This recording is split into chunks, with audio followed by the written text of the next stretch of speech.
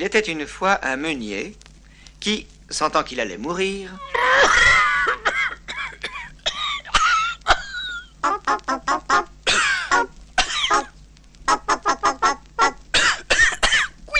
partagea tout ce qu'il possédait entre ses 3 fils. L'aîné eut le moulin, le second l'âne, et le plus jeune n'eut que ce qui restait, le chat. Le pauvre garçon ne pouvait se consoler de cette modeste fortune. Si mes frères veulent s'entraider, disait-il, ils pourront gagner leur vie. L'âne portera les sacs de blé que le moulin aura moulus. Mais moi, que puis-je faire d'un chat? Certes, mon chat est joli avec son pelage noir. Mais cela ne me donnera pas à manger. À moins que je ne le mange, lui. Oh, mais j'en ai pas le courage, non. D'ailleurs, un chat, ça ne se mange pas. Cependant, le chat, qui entendait tout cela, se dressa sur ses pattes de derrière et, chose curieuse, il se mit à parler. Je traduis. Ne vous désolez point, mon maître. Vous n'avez qu'à me donner un sac et me faire faire une paire de gants. Non, de lunettes. Non, de ciseaux. Non, de chaussettes. Ah, pardon, de bottes. De bottes.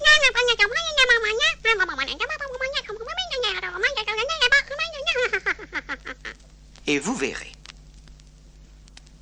Je vous laisse à penser combien le jeune maître fut étonné d'entendre parler son chat.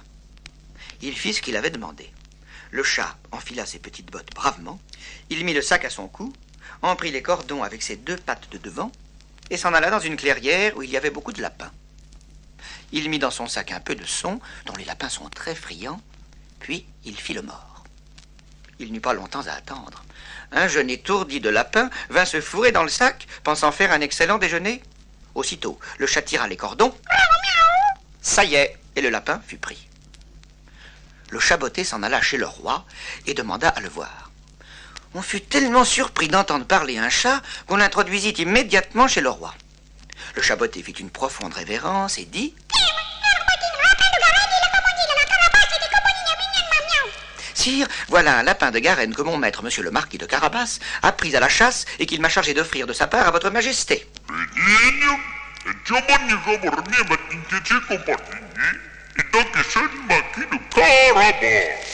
Cela me fait bien plaisir, dit le roi. Remercie pour moi monsieur le marquis de Carabas. Monsieur le marquis de Carabas. Vous pensez bien que c'était là un nom que le chat venait d'inventer. Son maître s'appelait tout simplement Jeannot. Et chaque jour, de la part du marquis de Carabas, le chat botté apportait du gibier au roi. Un jour qu'il sut que le roi devait aller à la promenade sur le bord de la rivière avec sa fille, une des plus jolies princesses qu'on puisse imaginer, il dit à Jeannot: Si vous suivez mon conseil, votre fortune est faite. Baignez-vous dans la rivière, à l'endroit que je vous indiquerai, et laissez-moi faire. Jeannot se baigna, et le roi vint à passer dans son carrosse. Alors le chat botté se mit à crier: Au secours, au secours! Monsieur le marquis de Carabas est en train de se noyer! Portière, et reconnaissant le chat qui lui avait si souvent apporté du gibier, il ordonna bien vite à ses gardes d'aller secourir monsieur le marquis de Carabas.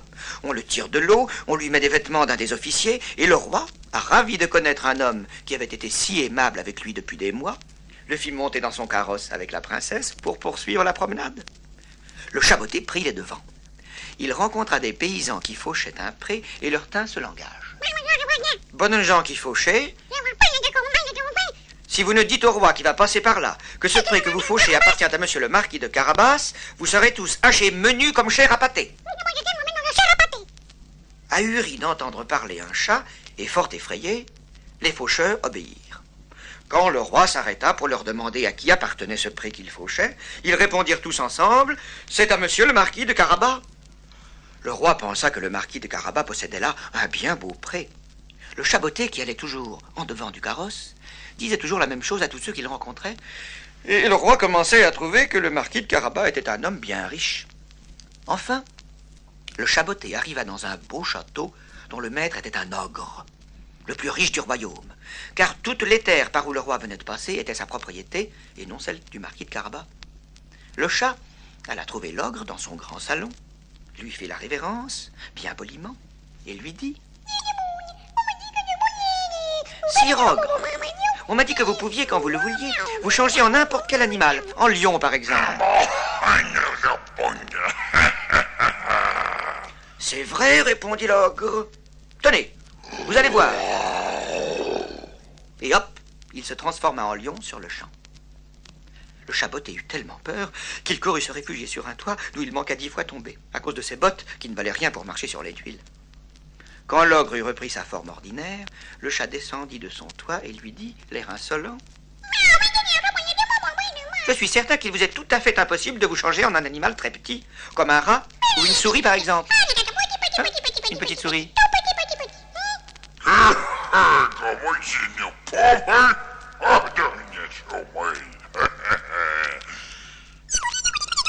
Et il se changea en une toute petite souris.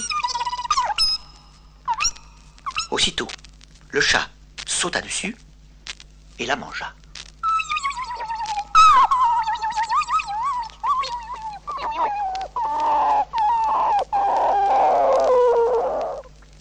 Plus d'ogre. Vous devinez la suite. Quand le roi arriva au château, le chat accourut au pont-levis et saluant le roi jusqu'à terre... Que votre majesté soit la bienvenue dans le château de monsieur le marquis de Carabas. Comment? Ce château est aussi à vous, monsieur le marquis.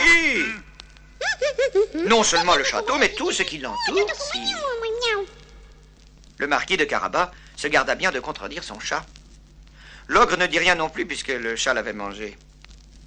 Ainsi Jeannot, fils de meunier, fut-il le plus riche propriétaire du royaume, l'ami du roi et bientôt son gendre, car la princesse l'épousa dans le mois qui suivit.